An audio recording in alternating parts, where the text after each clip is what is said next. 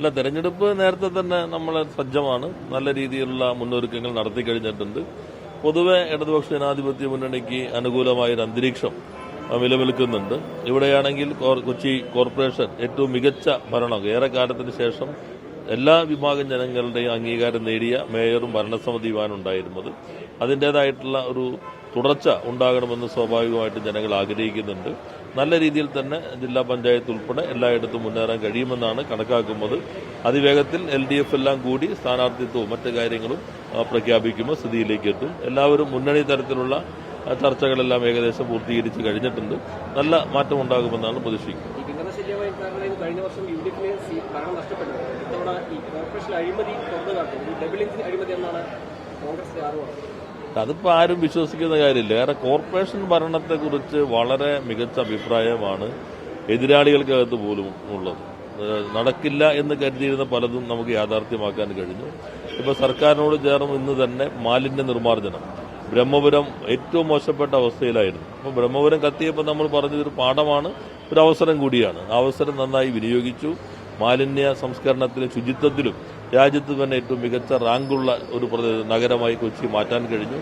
അതുപോലെ തന്നെ പുനരധിവാസം, മാർക്കറ്റിംഗ്, സ്മാരകങ്ങൾ, പുതിയ ഓഫീസ്, കനാൽ നവീകരണം, ഇങ്ങനെ സമസ്ത മേഖലകൾക്കകത്തും നല്ല മാറ്റം ഉണ്ടാക്കാൻ കഴിഞ്ഞു. എനിക്ക് തോന്നുന്നു എല്ലാ വിഭാഗം ജനങ്ങളുടെ അംഗീകാരം നേടിയ ഒരു ഭരണം അടുത്ത കാലത്ത് കൊച്ചി കോർപ്പറേഷൻ ഇപ്പോൾ ഉള്ളതുപോലെ ഉണ്ടായിട്ടില്ല എന്ന് തോന്നുന്നത്. അതിന് തുടർച്ച ഉണ്ടാകണമെന്ന് സ്വാഭാവികമായിട്ടും ജനങ്ങൾ ആഗ്രഹിക്കുമെന്ന് തന്നെയാണ് കണക്കാക്കുന്നത്. അതെല്ലാം ഇവിടെ ജില്ലാ തലത്തിൽ മുന്നണിയെല്ലാം കൂടി അവർ വേഗത്തിൽ തന്നെ കാര്യങ്ങൾ നീങ്ങുന്നുണ്ട്. അതെല്ലാം അവർ തന്നെ പ്രഖ്യാപിക്കുന്നതായിരിക്കും. നാല് പഞ്ചായത്തുകൾ ഭരിക്കുന്നുണ്ട്. അവർ ഇത്തവണ ഈ കോർപ്പറേഷനിലും മത്സരിക്കുന്നുണ്ട്. അല്ല, എല്ലാവർക്കും മത്സരിക്കാനുള്ള സ്വാതന്ത്ര്യമുണ്ട്. അവരവരുടെ രാഷ്ട്രീയം പറയും, അവരുടെ നിലപാടുകൾ പറയും. അപ്പോൾ അതെല്ലാം തന്നെ അവരുടെ അവകാശമാണല്ലോ. ഇടതുപക്ഷ ജനാധിപത്യ മുന്നണി സംസ്ഥാനത്താകെ നടക്കുന്ന കാര്യങ്ങൾ, ഇവിടെ കോർപ്പറേഷനിൽ ഉൾപ്പെടെ ഭരണമുള്ള സ്ഥലത്ത് നടത്തിയ പ്രവർത്തനങ്ങൾ, ഭരണമില്ലാതിരുന്ന സ്ഥലങ്ങളിൽ ഉണ്ടായിട്ടുള്ള കുറവുകൾ ഉണ്ടെങ്കിൽ അത് ജനങ്ങളുടെ മുൻപിലെത്തിക്കുക, ഏറ്റവും മികച്ച വ്യക്തികളെ തന്നെ സ്ഥാനാർത്ഥികളായിട്ട് അവതരിപ്പിക്കുക. ആ കാഴ്ചപ്പാടോടെയാണ് മുന്നണി പ്രവർത്തിക്കുന്നത്.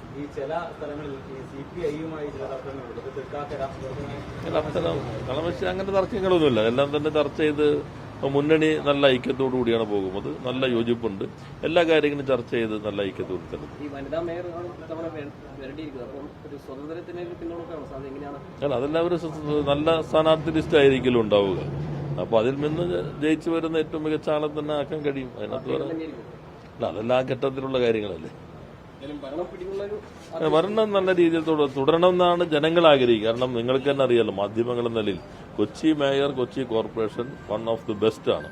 അടുത്ത കാലത്തൊന്നും ഇത്രയും നല്ല ഒരു ഭരണ സംവിധാനം ഉണ്ടായിട്ടില്ല. അതെല്ലാവരും തലകുറിക്ക് അംഗീകരിക്കുന്നതാണ്. സ്വാഭാവികമായിട്ട് അതിന് അനുകൂലമായൊരു ചിന്ത ഉണ്ടാകുമെന്ന് തന്നെയാണ് പ്രതീക്ഷിക്കുന്നത്.